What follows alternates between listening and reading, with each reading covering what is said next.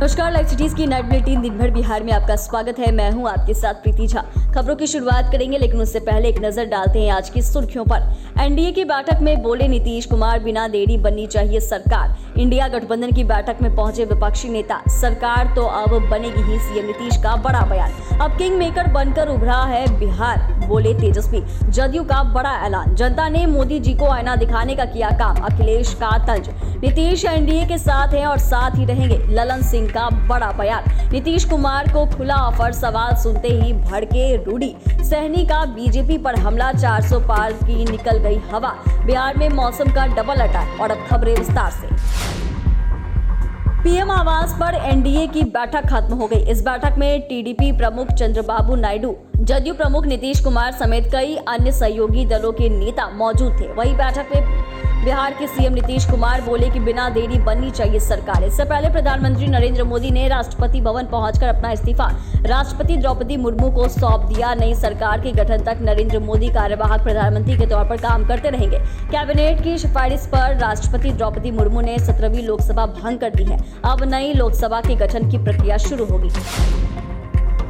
India गठबंधन की बैठक के लिए नेता, सभी विपक्षी नेता खरगे के आवास पर पहुंचे। बैठक में सोनिया गांधी, राहुल गांधी, प्रियंका के अलावा केसी वेणुगोपाल, सपा अध्यक्ष अखिलेश यादव, जेएमएम कल्पना सोरेन, सीपीआई दीपांकर भट्टाचार्य, आम आदमी पार्टी से संजय सिंह समेत अन्य नेता भी शामिल रहे।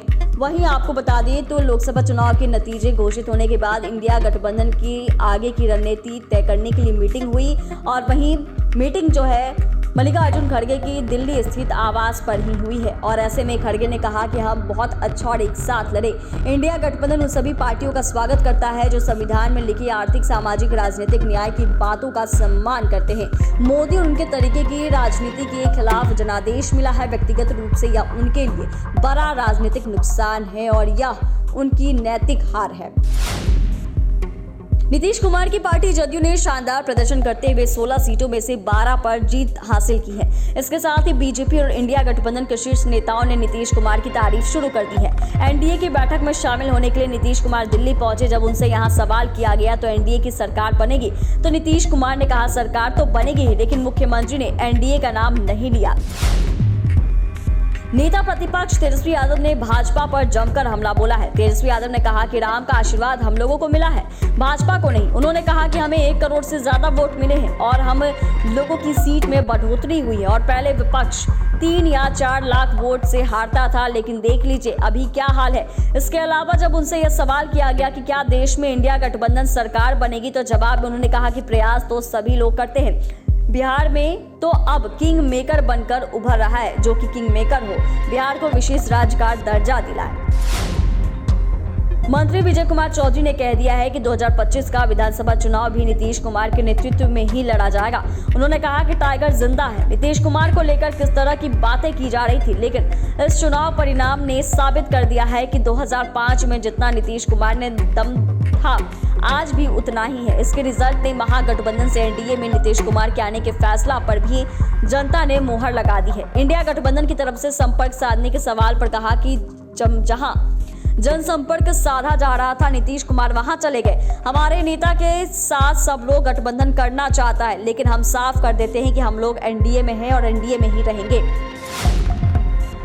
बिहार कांग्रेस के प्रदेश अध्यक्ष अखिलेश प्रसाद सिंह ने प्रेस कॉन्फ्रेंस की। इस दौरान उन्होंने कहा कि बिहार और देश की जनता ने मोदी जी को आईना दिखाने का काम किया है। जनता ने बता दिया है कि सिर्फ भाषण से काम नहीं चलने वाला है। अखिलेश सिंह ने कहा कि कुछ गड़बड़ियां हमारे दल के नेताओं ने की, पार्टी के कुछ नेताओं ने काम ठीक ढंग से नहीं किया और दूसरी पार्टी की मदद की। हम उसकी भी जांच कर रहे हैं। जो लोग भी गड़बड़ किए हैं उनकी पार्टी में कोई जगह नहीं होनी चाहिए। पार्टी में रहकर इधर उधर करे, यह बर्दाश्त नहीं करेंगे। तीसरी बार नवनिर्वाचित सांसद ललन सिंह ने तमाम तरह के कयासों को खारिज कर दिया और कहा है कि नीतीश कुमार एनडीए के साथ हैं और साथ ही रहेंगे। इंडिया वाले किसी मुगालते में ना रहे। तेजस्वी के साथ फ्लाइट में उनकी तस्वीर सामने आने के बाद कयासों को लेकर भी बल मिल गया है। हालांकि ललन सिंह ने यह कयासों को सिरे से खारिज कर दिया है। ललन सिंह ने कहा कि देश की जनता ने एनडीए को अपना मैंडेट दे दिया है और नरेंद्र मोदी को तीसरी बार प्रधानमंत्री बनाना है। प्रधानमंत्री ने खुद कहा है कि नीतीश कुमार के नेतृत्व में बिहार में सफलता हासिल हुई है।